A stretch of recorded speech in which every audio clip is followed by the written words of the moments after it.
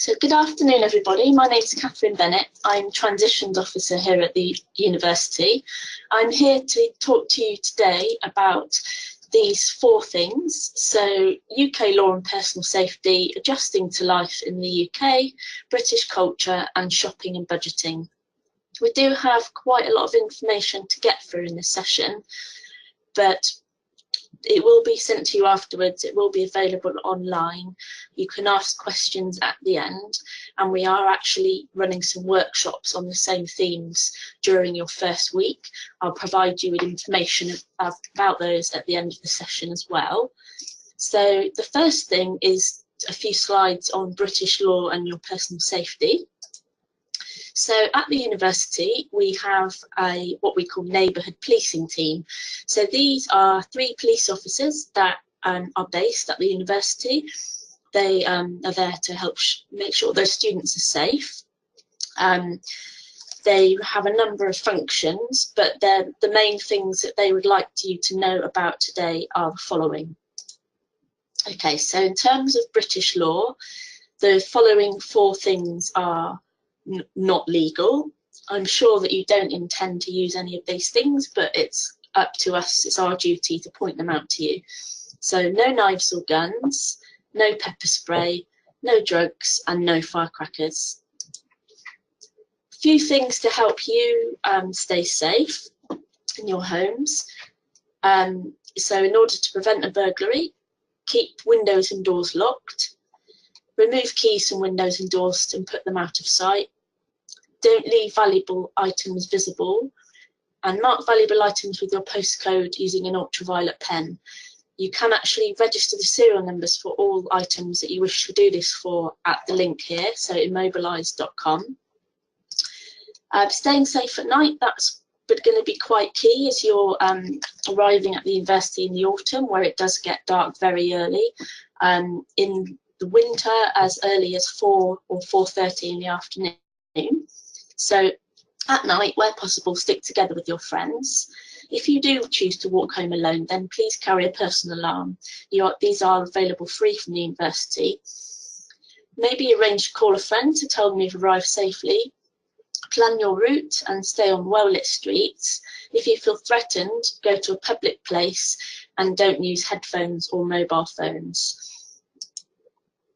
Cycling, so if you choose to ride a bike while you're here, only use the BU bike compounds. There are many of these throughout both campuses. Always wear a helmet. Use the lights on your bike and wear bright clothing. Use the cycle lanes where available. Again, there are many cycle lanes around Bournemouth. We have quite a good cycle network. And actually, we would advise you to also use the BU Bike user group. You can see the link for that here on this page.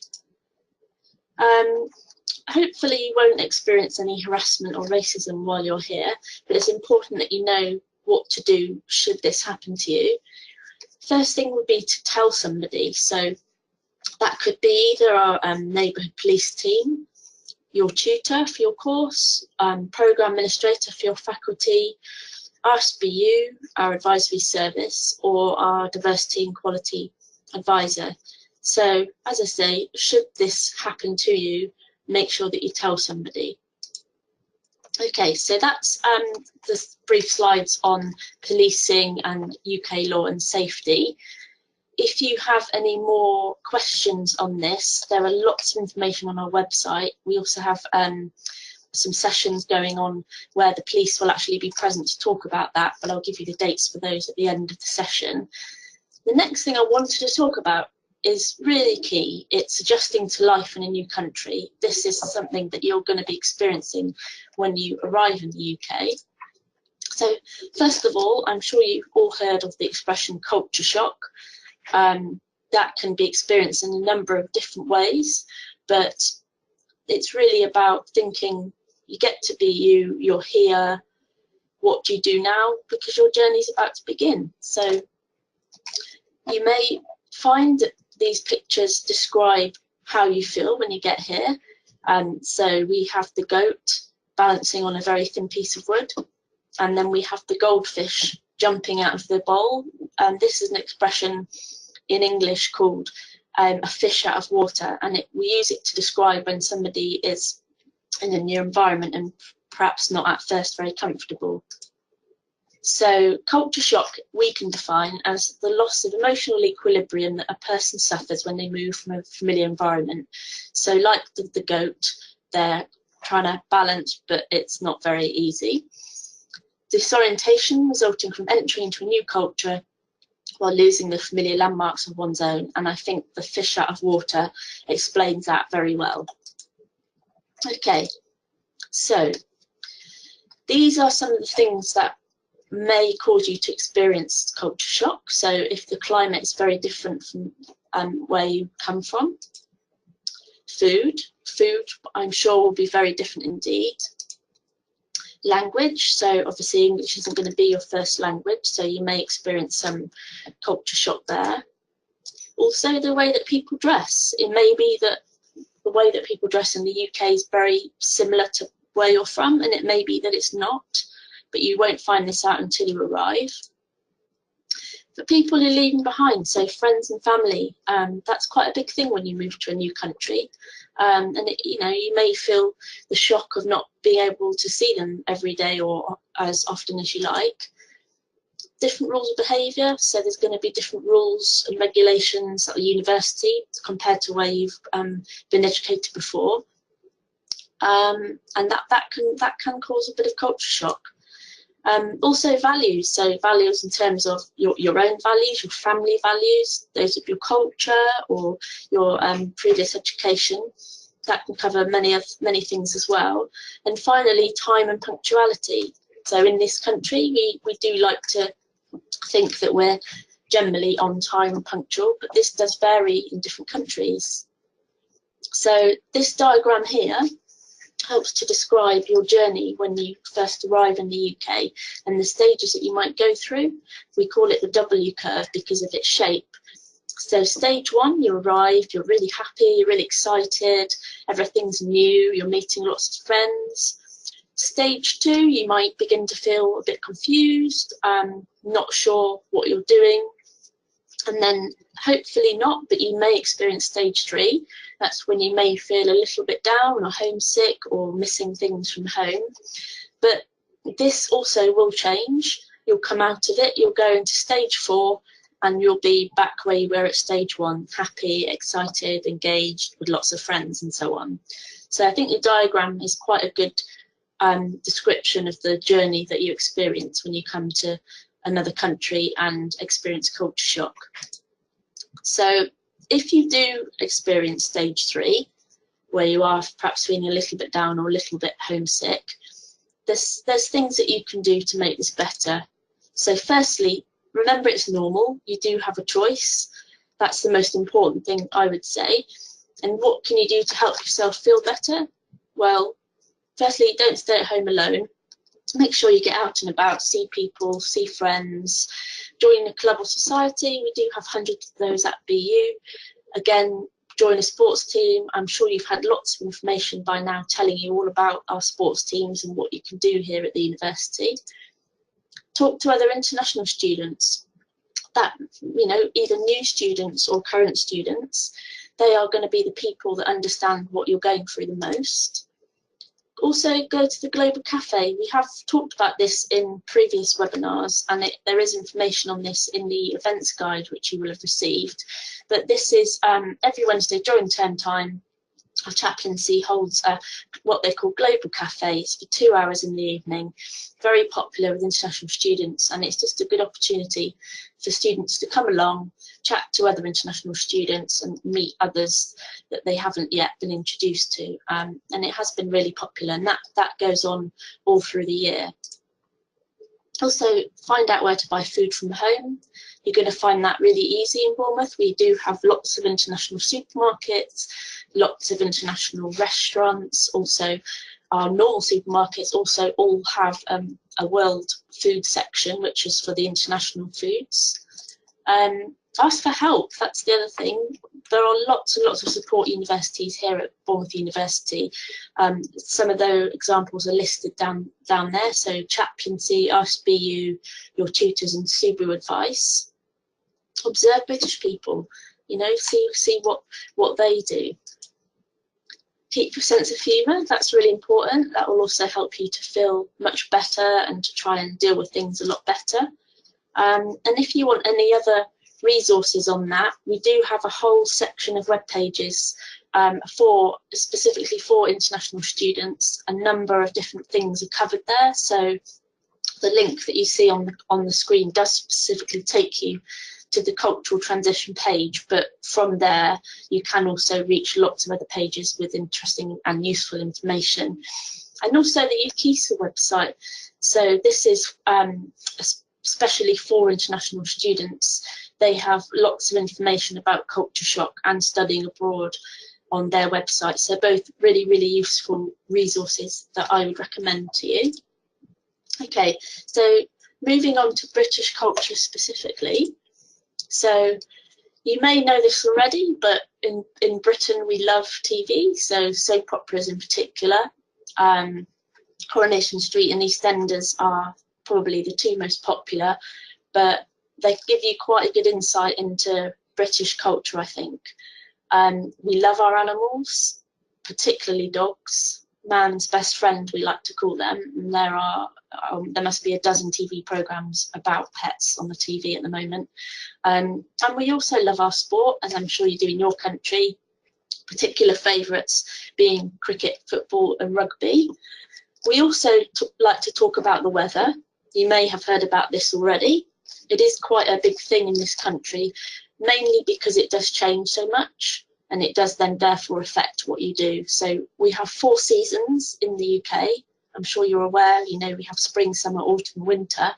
But in this part of the country, on the south coast, we do also experience what we call 4 seasons in one day, when you can have it rain, be sunny and windy all on the same day. But if you do hear British people talking about the weather, or you kind of want to join in a conversation about that and make small talk of people, these are some of the most popular expressions you're going to hear them saying. So I'll just pick out a few. It was cold last night, had to turn the heating on. Forecast is looking good for the weekend. Hope you're enjoying the sunshine. And then also another thing that we love to do in this country is eat and drink. So as I said, in Bournemouth, lots of different cuisines you can experience. Indian, Mexican, Chinese and Italian are probably the top 4 favourites in the UK as a whole. In terms of the food that we cook at home, what we would call traditional British food, we have meat and 2 veg, so that's a meat dish with vegetables. That's quite a popular thing. We also love our sandwiches, mainly for lunch. We love our fish and chips and our Sunday roast. Sunday roast is also meat and vegetables. We also love snacks like pork pies, and we love a ploughman's. Cheese and pickle are very, very popular in this country, and also Cornish pasties. These are pastry filled with meat and potato. Very nice. Highly recommend one if you get the opportunity. So in reverse, some of the things that we Brits don't love are things being late. So I talked before about timekeeping and punctuality. So trains, buses and people, we don't tend to be very happy if these are late. One of the things about our culture is personal space. So people aren't generally comfortable if you sit next to them on an empty bus. People tend to choose their own seat if possible. Obviously, if the bus is busy and there's nowhere to sit, then we will sit next to somebody. But generally speaking, if the bus is empty, try and sit in your own seat. Money's a big thing. We don't really like talking about money particularly. Spitting in the street. You know, sometimes this happens in other cultures. In many other cultures like ours, it doesn't happen. But either way, it's not something that we're particularly keen on here. Sniffing, that's another one. Again, this varies from country to country, but we're not all that keen on sniffing when you have a cold. And if somebody hears you doing this, they probably give you a tissue. Sleeping in the street, in some cultures, that's a very common thing, very normal. Not so much in the UK. Okay, so I did mention personal space before, but there are a few other things that to bear in mind in terms of manners in this country and communication. So we always like to say please and thank you. We value ours and other people's personal space. We like to make eye contact with people when we're speaking to them. Greetings is a good one. So hello, goodbye, have a nice day, things like that. Whispering, that's something people do quite often in this country, usually when they want to say something which doesn't cause offence. Humour, we have quite a dry sense of humour, but we do like to laugh, and usually at things that aren't necessarily very happy things, but we find humour helps to make it a nicer situation. Sarcasm, you may have come across this already. People in the UK can be very sarcastic, and sometimes especially if English isn't your first language, it isn't always possible to realise when somebody has used sarcasm. So just be aware of that. And then how are you, all right? Those are examples of further greetings that we use over here. Something that you're going to experience at university where you're meeting lots of different people, so fellow students, the support staff, your lecturers, people like that. We have different ways that we address people. So this list here are all examples of the same person. So all those with the tick are things that it's acceptable to call that person, and those with the red crosses are things that it's not acceptable to call that person, particularly the bottom one highlighted in red, sir, madam, ma'am. They're not things that we use in usual communication. So probably to sum up, one of probably the key thing in this country when it comes to manners is don't forget to queue. We have, it's a big thing in this country. We have a real issue if people don't queue. We're very polite at queuing and waiting our turn. So that's something just to bear in mind if that's not something that's normal in your country, and just try to queue if if you see people waiting for something, as otherwise you may experience people that aren't very happy with you. Okay, so in terms of our food, we do have a number of manners as well that we like to abide by. So in this country, it's polite to wait until everyone at the table has their dinner before you begin to eat. To put your knife and fork together on the plate to show you are finished. That's also quite a key thing to do when you're in a restaurant, so they know whether to clear your plate away or not. Ideally, finish all the food on your plate, or to say if you don't want to finish all of the food on your plate. So something like, no thank you, I'm full, would be absolutely fine. Some of the things it's not polite to do are to speak with your mouth full. So finish your mouthful of food before you talk to people. Burping at the table, that's not really a great one. Also, saying directly that you don't like the food may cause offence, so probably something better to say would be, it's very interesting, or I've never eaten anything like it before. And also, don't leave a table before everybody else. Wait for everybody to finish before you do leave. I'm sure these are things that will become second nature to you once you've been here a while, but they're useful things to know before you come. Okay, so we have a medical centre on campus. It's possible for you to register at the campus to have a doctor there. However, you may find it's more convenient to choose a doctor, or GP as we call them, that's closer to where you're living or where you're studying. So if, for example, you're at Lansdowne campus and not Talbot, you may find that the medical centre isn't as convenient to get to, but you can sort all of those things out once you get here, and we'll provide you with all the information on what you need to do. The only things I would say, which you will also be told, is do this when you arrive. Don't wait until you're ill to see a doctor. You may not be able to see somebody straight away. And also, if you are taking any medication, take it with you, show the doctor or nurse so that they know what it looks like, and also if possible, bring a couple of months' supply with you. so that you're covered if you don't manage to register with the doctor straight away. Okay, this is going to be a key thing. Again, we will provide information about this when you arrive. There is also information about the process on our website. However, just to point out a few things, a number of UK banks will be at the Freshers' Fair on the Saturday 23rd, so that's the first Saturday at the end of your first week. They will be able to tell you about the different types of accounts they offer, what their ID requirements are.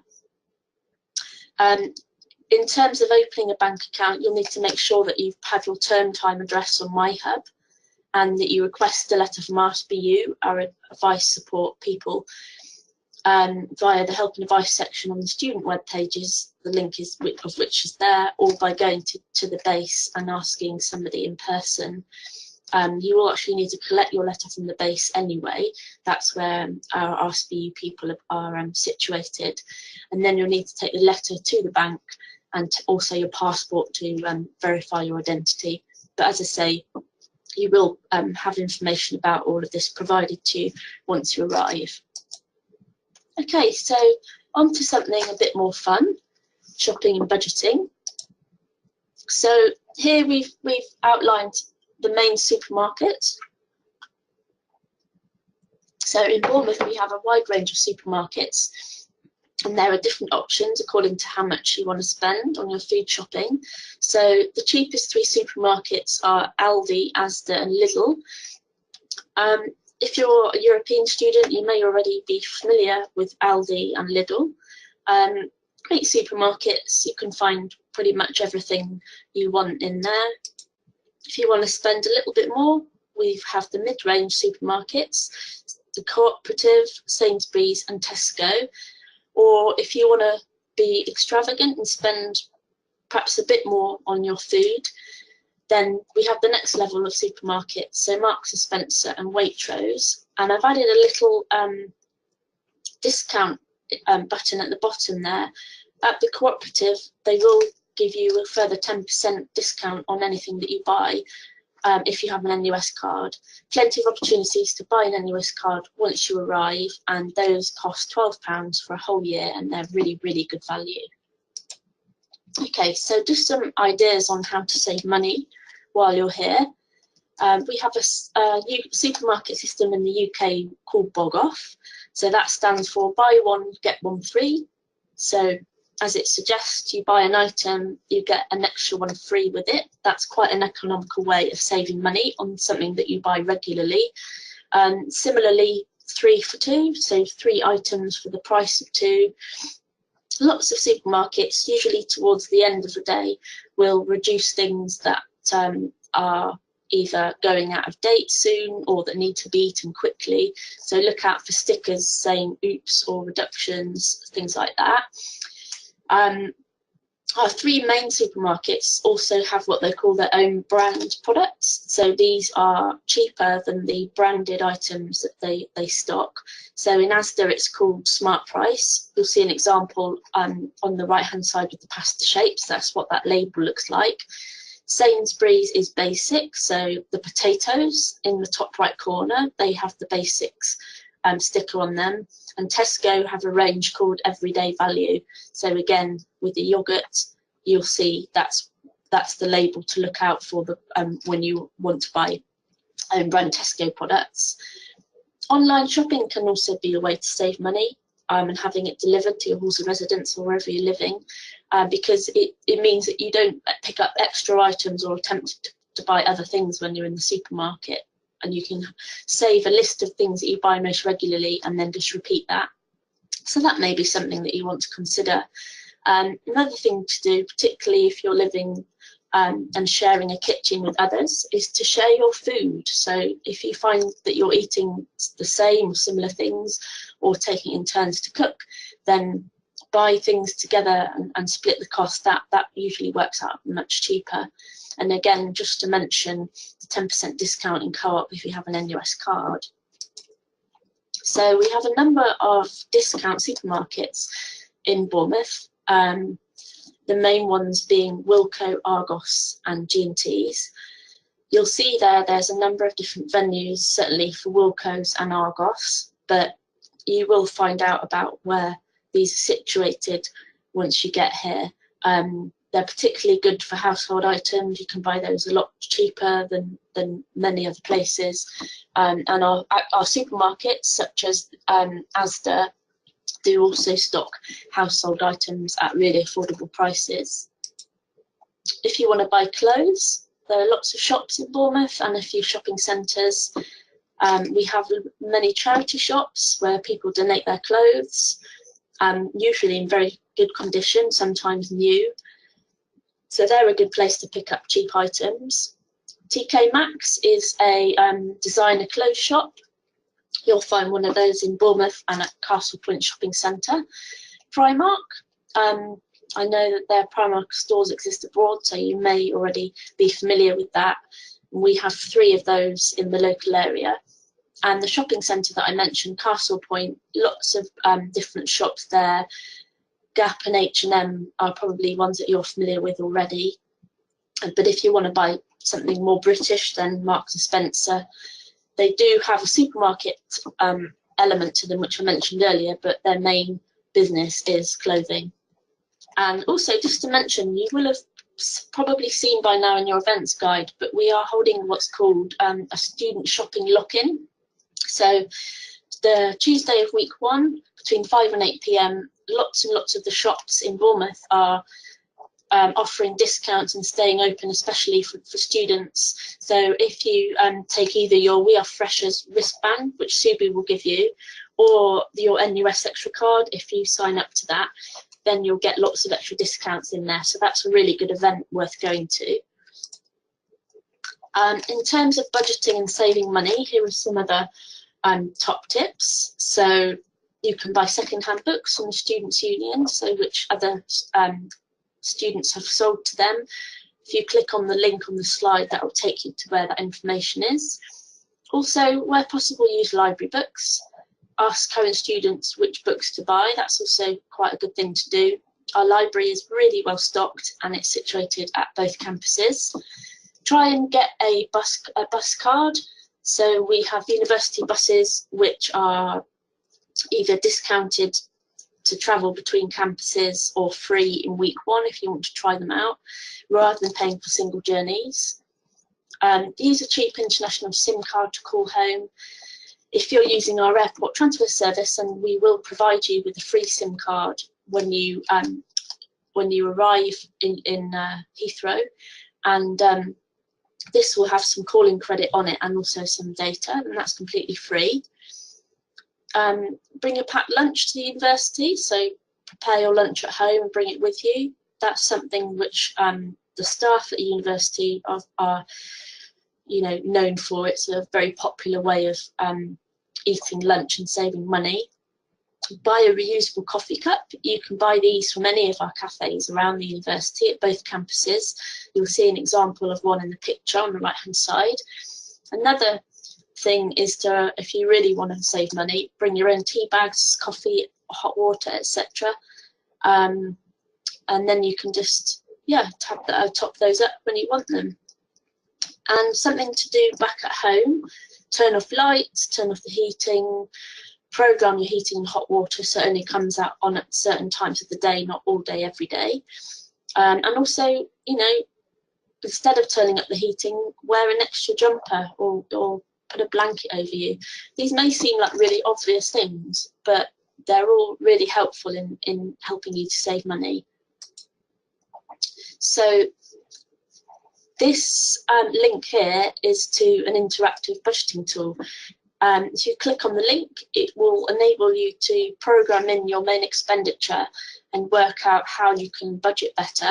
And I highly recommend it. It's a really useful tool. Okay, I mentioned at the beginning of the seminar about some sessions that are running. So these are actually to cover the same information that I've provided with you with today.